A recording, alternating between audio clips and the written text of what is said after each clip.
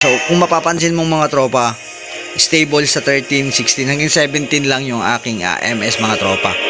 So, yan. Classic pala to mga tropa, no? Yan, so yan, pansinin mo mga tropa yung aking MS. Ngayon is alas 7, no? Ng gabi.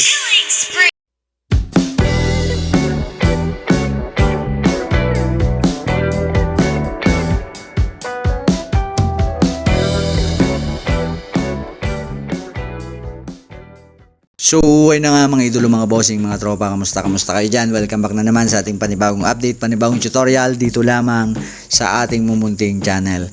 Tulad ng nakita mo sa ating thumbnail, nabasa mo sa ating title, kapag ka sobrang lag na ng ating larong Mobile Legends, madalas na yung spike ng latency ng ping o yung tinatawag na MS sa mismong gameplay, nasa tamang video ka, tropa, mga idolo. So, may ituturo ako sa yung isang mabisang setting na magpapa-stable sa ating MS o yung tinatawag na ping sa mismong gameplay mga tropa.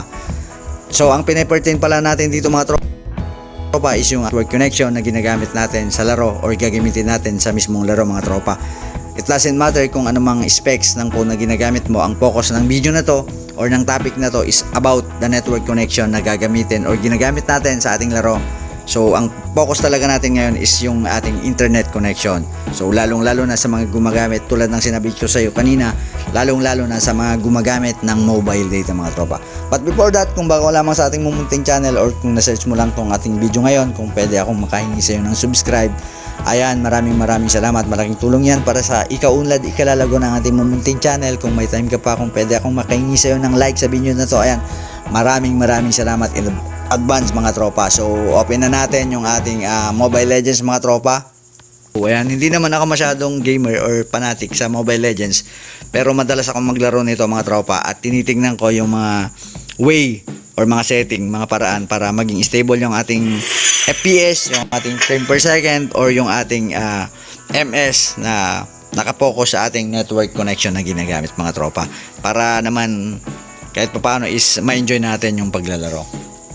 So, ewan ko lang kung makakapagpasok ako sa gameplay ngayon at nag-cancel ako kanina sa laro bago ako mag-content. So, naisipan ko kasing i-content ngayon yung aking na-discovering setting mga tropa. So, isang mabisang setting na magpapa-stable sa ating MS o yung tinatawag na latency ng ating Mobile Legends. So, kung may time ka pa pala, kung pwede mong i-share itong ating video ngayon sa ating mga tropa dyan. So, ayan, malaking tulong yan para sa ating mumunting channel. So ayan, nakapasok pala ako mga tropa, no, sa before ko kasi gawin tong tutorial ngayon is nag-pine match ako kanina. So ayan, nakapasok pa rin tayo mga tropa na magiging stable yung ating MS sa ating laro. So malaking impact kasi kapag maganda yung ating ping or yung MS ng laro. So malaking impact yon sa ating gameplay mga tropa. Siyempre kapag sobrang laggy yung ating network connection, madalas tayong pangit yung laro natin. So kapag stable, kapag hindi nag-i-spike, so siyempre magagawa natin yung ating best sa gameplay sa ating laro mga tropa. So wait lang natin, naglo-loading mga tropa.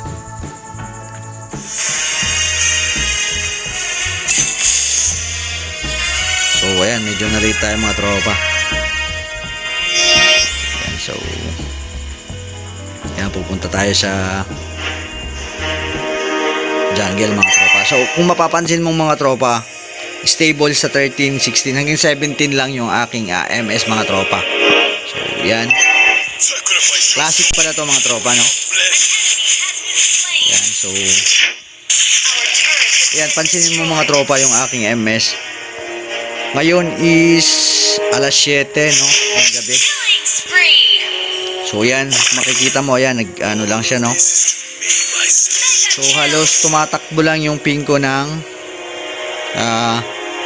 13 to 19 mga tropa. So ayan, nag-21 siya, playable pa naman siya mga tropa, basta naka-green yung ating ping.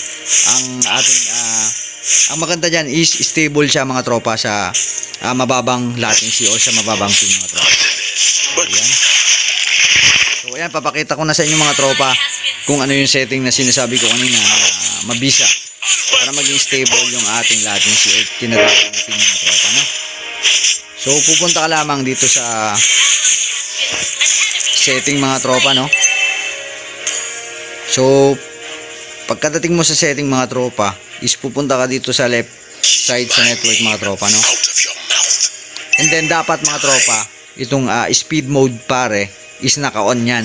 So ang default niyan pare is naka-off. Naka-off yan yung default setting niyan. Kapag ka naka-on yan mga tropa, is matakaw siya sa data. Pero ang perks nun mga tropa is stable naman yung ating MS o yung tinatawag na latency, yung pin ng ating laro mga tropa. So i-on mo lang yan mga tropa. So nga pala, wag mo nang baguhin tong isa mga tropa, no? Dito sa network boost, no? Basta i-on mo lang tong speed mode mga tropa. And then effect yan mga tropa, kung makikita mo 17, 16, 13, yan lang yung tinatakbo ng aking pin o yung aking MS mga tropa. So yan, lang tayo mga tropa. So wala na palang pera dito mga tropa. So yan, tulad ng yan, pansinin mo yung aking MS mga tropa, hindi siya nag-i-spike. Ibig sabihin pag nag-i-spike is nagre-red yan, tumataas mga baba yung ating ping or yung MS ng laro. So as of now, kung makikita mo talaga mga tropa is stable siya sa 13 to 19 mga tropa. Ang ayaw ko lang dito is mas mabilis uminit yung ating device or yung ating phone na ginagamit mga tropa. Ginagamit ko pala mga tropa is Vivo Y95 mga tropa, 4GB RAM. So yan. So napakaganda kapag stable mga tropa yung ating MS. Mas playable yung ating laro. Mas magagawa natin yung gusto natin gawin sa laro mga tropa. So yan. Jungling lang tayo mga tropa. Medyo na late kasi tayo mga tropa, no? Pero panalo naman kung makikita mo sa score mga tropa is 24-7 ang score mga tropa. So, yan. Nakaka 8 minutes na tayo dito sa laro mga tropa, pero yung ping natin is stable pa rin siya mga tropa. Tulad ng sinabi ko kanina, lalong-lalo na yung mga gumagamit. Intended talaga to sa mga gumagamit ng mobile data mga tropa, no? So, wait lang tayo saglit. Ayan. Then back tayo. Ayan, nihabol tayo mga tropa. Sakit talaga ng saber mga tropa. Parang natitip pa tayo, no? So, ayan. So, ayan mga tropa. So, tumataas man yung aking latency mga tropa, umaakyat lang siya ng 25, mga ganun mga tropa. So, dalawang digit pa rin yun mga tropa sa ating MS, ating latency, naka-green siya. So, napaka-stable, napakaganda ng ating setting mga pare. So, punta ka na sa setting mga tropa, and then sa network connection. Ayan, and then i-on mo lang pare itong speed mode mga pare. So, medyo mas malakas nga lang siyang maubos yung ating mobile data pero kita mo naman mga tropa, stable yung ating latency mga tropa. Okay mga tropa.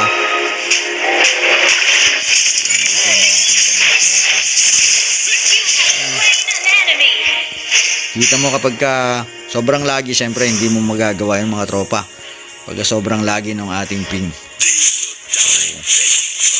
Yan, sana tropa may natutunan ka sa ating content ng mga tropa. So, huwag kakalimutan mag-subscribe sa ating YouTube channel para sa mga susunod pang mga video, mga tutorial mga tropa, no?